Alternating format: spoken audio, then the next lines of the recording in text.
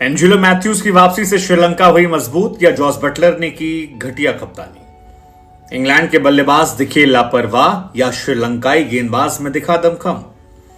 England में किसी को टिकना नहीं आता या श्रीलंका को बड़ी बड़ी टीमों को घुटने पर टेकाना आ गया है। बहुत सारे सवाल हैं क्योंकि वर्ल्ड चैंपियन इंग्लैंड जो है वो इस वर्ल्ड कप में बड़े फीके नजर आए और खासतौर पर श्रीलंका के सामने चिन्नास्वामी में जब वो 156 पर ऑल आउट हो गए। सो ये चिन्नास्वामी के स्टेडियम में लोवेस्ट टोटल एवर कहलाया। हालांकि इस सीजन वो हर मैच में फ्लॉप हुए। साउथ अफ्रीका के सामने 170 पर ऑल आउट हुए थे, अफगानिस्तान ने 215 पर ऑल आउट किया था और ज्यादातर मैचेस वो एक तरफा हारे, जैसे न्यूजीलैंड से 9 विकेट से हारे थे, अफगानिस्तान से 69 रन से हारे थे, साउथ अफ्रीका से 229 रन से हारे थे और श्रीलंका ने उन्हें 8 विकेट से हराया। So almost one sided matches जो रहे वो देखने को मिले। लेकिन इस हार के पीछे वजह क्या थी, हमें लगा ये एक सवाल इंपॉर्टेंट है और इस सवाल के पीछे हम जाते हैं और ये समझते हैं कि क्यों ऐसा हुआ। वैसे श्रीलंका ने इंग्लैंड को हर बार हराया है। श्रीलंका ने 2007 में 2 रन से हराया था, 2011 में 10 विकेट से हराया था जो अपने आप में एक रिकॉर्ड है। फिर 2015 में खेलने आए तो 9 विकेट से हराया। 2019 में जब इंग्लैंड चैंपियन बनी थी तब 20 रनों से हराया था जो सबसे क्लोजेस्ट था और उसके बाद इस साल 8 विकेट से हराकर उन्हें चारों खाने च्युत कर दिया। लेकिन वजह क्या रही? 5 वजह उनकी। तो सबसे पहली वजह मुझे लगती है टीम सिलेक्शन और उसके साथ ही आपके कैप्टन जॉस बटलर की कैप्टनसी और बैटिंग।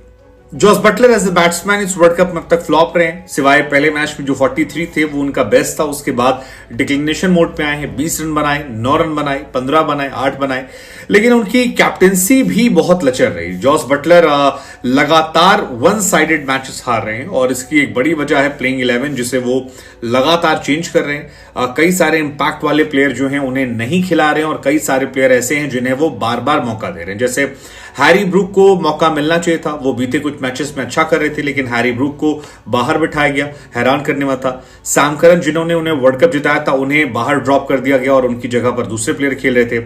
मोइन अली को ऑलमोस्ट पूरा वर्ल्ड कप जो है बाहर बिठाकर रखा।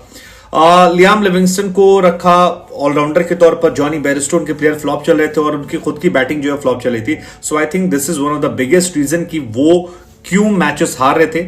और जब कभी भी अपनी आप कोर टीम को चेंज करते हो, आपने देखा ऑस्ट्रेलिया मैचेस हारी लेकिन ऑस्ट्रेलिया ने कोर टीम चेंज नहीं की। ऑस्ट्रेलिया ने वही टीम खिलाई जो ऑलमोस्ट फॉर्म में थी, सिवाय एक प्लेयर के जिसमें जॉस इंग्लिश को उन्होंने एलेक्स कैरी की जगह लाया और वो भी इसलिए क्योंकि जितने भी प्री मैचेस हुए थे उसमें एलेक्स कैरी की जगह इंग्लिश काफी रन बना रहे थे। इंग्लैंड ने अपनी टीम को चेंज किया यानी अपने खिलाड़ियों पर भरोसा नहीं था। कैप्टन यही कमजोर पड़ रहे और उसका असर जो है पूरे मैचेस। दूसरा रीजन मेरे हिसाब से टॉप ऑर्डर का फ्लॉप होना। टीम जो है ताश के पत्तों की तरह बिखर गई, कोई भी बैट्समैन संभालना चाहता नहीं था। हर आदमी को बस वही था, आया आम या तो लबेदा, मतलब अजीबोगरीब बल्लेबाजी थी यार। जॉनी बेयरस्टो लप्पे पे लप्पा मार रहे थे शुरुआत में तो, हालांकि मलान ने अच्छी शुरुआत दी थी। 6 ओवर में 45 रन थे, लग रहा था शायद मैच सेट हो जाएगा। लेकिन आई थिंक मलान के आउट होने के बाद ये टीम जो है बिल्कुल एग्जिस्ट नहीं कर पाई और हर मैचेस में ही हुआ। जॉनी बेयरस्टो किसी भी एक मैच में नहीं चले हैं, जो रूट इन एंड आउट चले हैं। बेन स्टोक से बहुत उम्मीदें थी कि बेन स्टोक आएंगे, ठहरेंगे, खेलेंगे, लेकिन जब इंपॉर्टेंट विकेट गिर गए थे तो बेन स्टोक ने भी वो नहीं संभाला जो टेस्ट मैचेस में कर रहे थे।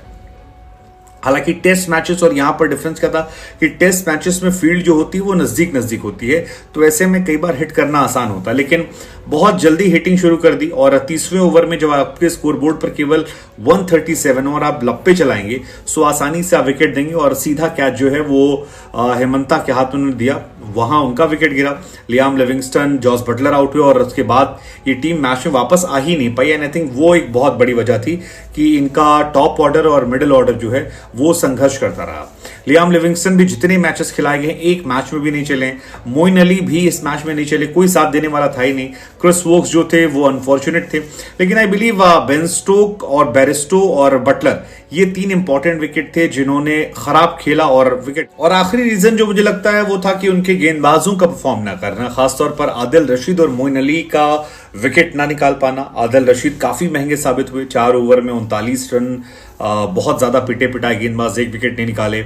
मोइन अली ने भी 3 ओवर में 21 रन दिए। सो वो जो शुरुआत में 2 विकेट मिले थे क्योंकि श्रीलंका जब बल्लेबाजी करने आई तो 2 विकेट फटाफट गिर गए थे। दूसरे ओवर में आउट हो गए थे आपके कुशल परेरा और कुशल मेंडिस जो हैं, उसके बाद 6ठे ओवर में आउट है। मेंडिस भी